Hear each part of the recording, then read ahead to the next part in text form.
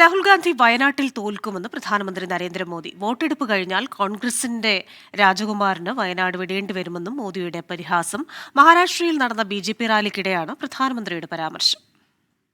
26 अप्रैल को वायनाड में वोटिंग का इंतजार कर रही है। जैसे ही 26 को वायनाड में वोटिंग पूरा हो जाएगा, ये शाहजादे के लिए एक और सुरक्षित सीट घोषित कर देंगे और कहीं और से फिर से लड़ाना पड़ेगा उनको, क्योंकि उनके अलायंस के साथी भी एक दूसरे को गालियां दे रहे हैं। कल आपने उनके एक साथी केरल के मुख्यमंत्री ने जो शाहजादे को सुनाई है, मैं भी कभी ऐसी भाषा नहीं बोलता, वो ऐसी भाषा बोली है उन्होंने साथी को। ये हाल है उनका।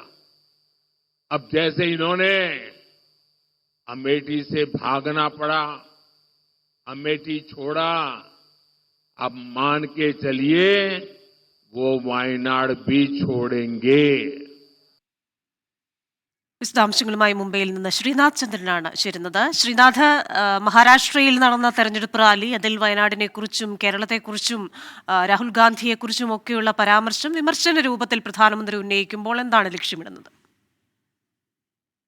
നന്ദേഡിൽ നടന്ന തെരഞ്ഞെടുപ്പ് റാലിക്കിടെയാണ് പ്രധാനമന്ത്രി നരേന്ദ്രമോദി രാഹുൽ ഗാന്ധിക്കെതിരെ വിമർശനങ്ങൾ ഉന്നയിച്ചത്. രാഹുൽ ഗാന്ധി കോൺഗ്രസിന്റെ ഒരു കുട്ടാവാണ്, ഒരു രാജകുമാരനാണ്. അദ്ദേഹത്തിന്റെ സംഘവും അമേഠി വിട്ട് വയനാട്ടിലേക്ക് എത്തിച്ചു. 26-ാം തീയതി അവിടെ വോട്ടെടുപ്പിനെ കാത്തിരിക്കുന്നു. പക്ഷേ വോട്ടെടുപ്പ് കഴിയുന്നതോടെ വയനാടും വിട്ട് അദ്ദേഹത്തിന് ഓടേണ്ടി വരും എന്നതാണ് നരേന്ദ്രമോദി പറയുന്നത്. വയനാട്ടിലും അദ്ദേഹത്തിന് വിജയിക്കാൻ കഴിയില്ല എന്ന് നരേന്ദ്രമോദി പറയുന്നു. അതോടൊപ്പം സൂചിപ്പിക്കുന്നത് ഈ ഇന്ത്യ അലയൻസ്, കോൺഗ്രസിനും ഇന്ത്യ അലയൻസിലുള്ള പാർട്ടിയാണ് CPM. പക്ഷേ CPMന്റെ മുഖ്യമന്ത്രി, കേരളത്തിലെ മുഖ്യമന്ത്രി രാഹുൽ ഗാന്ധിക്കെതിരെ നടത്തുന്ന വിമർശനങ്ങൾ, ആ വിമർശനത്തിന് അദ്ദേഹം ഉപയോഗിക്കുന്ന ഭാഷ, അത് ആ തരത്തിൽ താൻ ഒരിക്കൽ പോലും രാഹുൽ ഗാന്ധിയെ വിമർശിച്ചിട്ടില്ല. അത്രയധികം വിമർശനങ്ങൾ രാഹുൽ ഗാന്ധി ഒപ്പമുള്ള ആളുകളിൽ നിന്ന് തന്നെ കേൾക്കേണ്ടി വരുന്നുണ്ട്. അങ്ങനെ രാഹുലിന് വയനാട്ടിലും വിജയിക്കാൻ കഴിയാതെ ഒരു രാഹുൽ ഗാന്ധി ചെന്നെത്തും എന്നതാണ് നരേന്ദ്രമോദി.